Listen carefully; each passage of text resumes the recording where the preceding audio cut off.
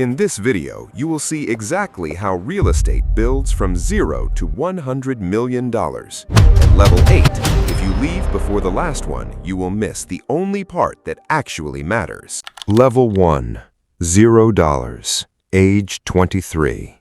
You are renting, not by choice, by math. $850 a month for a bedroom with a window that faces a wall. You split utilities 3 ways.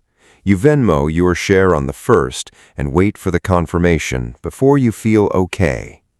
The lease has your name on it, nothing else does. Your coworker mentions he is looking at properties. You nod like you understand. You don't. The down payment he is talking about is more than you have saved in 2 years combined. The gap isn't work ethic, it's time. Time in a market you haven't entered yet. The landlord raises rent $75 in March. No conversation, a letter under the door. You sign the new lease because moving costs more than $75. Every rent check is a mortgage payment, just not on your mortgage. The wealth you are creating has your landlord's name on the deed. The system doesn't explain this to people who aren't inside it yet. It waits for you to figure it out. The first rule, at $0 in real estate, you are funding someone else's level while standing at the bottom of your own. Level 2, $180,000, age 27. You bought something, not much, a 2-bedroom in a neighborhood you had to describe slowly to your parents. FHA loan, 5% down. You got the keys on a Thursday afternoon and stood in the empty living room before the furniture arrived. The mortgage is $1,100. Your old rent was $850. On paper, the math looks worse. It isn't.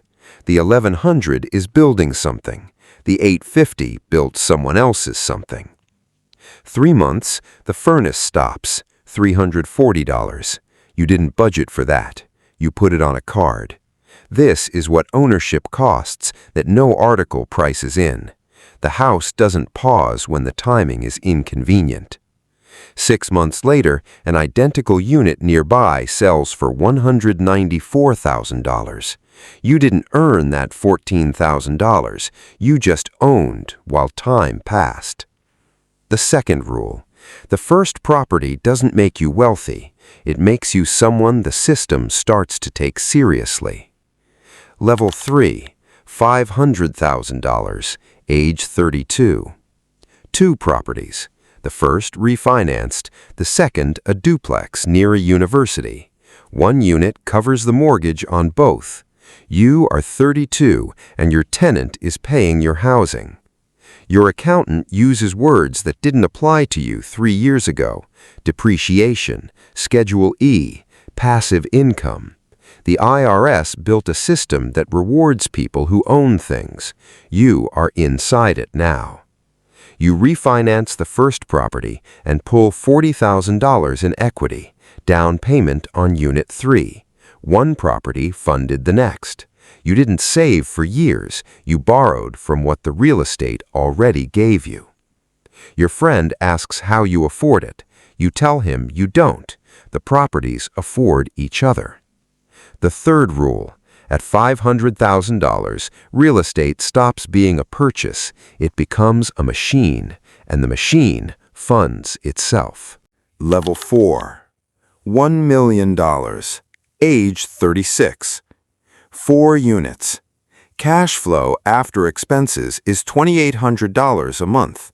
Not enough to quit, enough to feel optional. That feeling is new, and it is not small. You hired a property manager. Her name is Linda. You pay her 8% of collected rent. Your tenants don't know your name. They have Linda's number.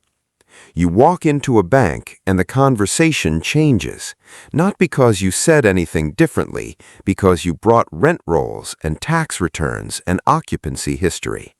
The banker sees the pattern. He calls it a portfolio. 3 years ago, you called it your duplex. The loan terms improve. The rate drops. The amount they will lend increases. The same institution that required a co-signer at 27 is now asking about your 2-year acquisition strategy. The fourth rule. At $1 million, you stop buying properties, you start building positions, and positions give you leverage that purchases never could. Level 5. $3 million. Age 41. The cash flow replaced your salary, not dramatically, quietly. 1 month, the math worked without your paycheck. You sat with that for 3 days before you believed it. 11 units, 3 single families, 2 duplexes, 1 small commercial strip with a laundromat, a hair salon, and a tax office. Not glamorous tenants, reliable ones. At this level, reliable beats glamorous every time. You evict a tenant for the first time. 74 days, $4,200 lost. You find 1 clause your lease was missing. You rewrite every lease across all 11 units that weekend. The mistake cost $4,200. The lesson is worth more than that over 20 years. The fifth rule. At $3 million, the portfolio teaches you things no course ever could. Every mistake costs money. Every lesson compounds. Level 6. $10 million. Age 46. Different world, different language. You don't talk about properties anymore. You talk about assets. You don't talk about rent. You talk about NOI, net operating income. The number before debt service, before taxes. The number that tells a sophisticated buyer what something is worth without stepping inside. You own nothing personally. You own it through LLCs inside a holding company, inside a trust your estate attorney structured last spring. The paperwork is a language. You are now fluent. Deal flow changes. People bring you opportunities before they reach the market. Not listings, phone calls. Someone needs to sell quietly. Your name came up. You are offered access before access is offered to anyone else. That is what this number buys. Not the properties, the position. Sixth rule. At $10 million, you stop working for the portfolio. The portfolio works for the people you trust to run it. Level 7. $30 million. Age 52.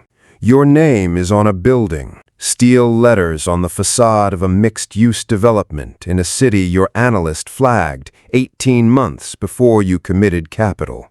You chose it because the data told you to, not because you had a feeling. Feelings are for earlier levels.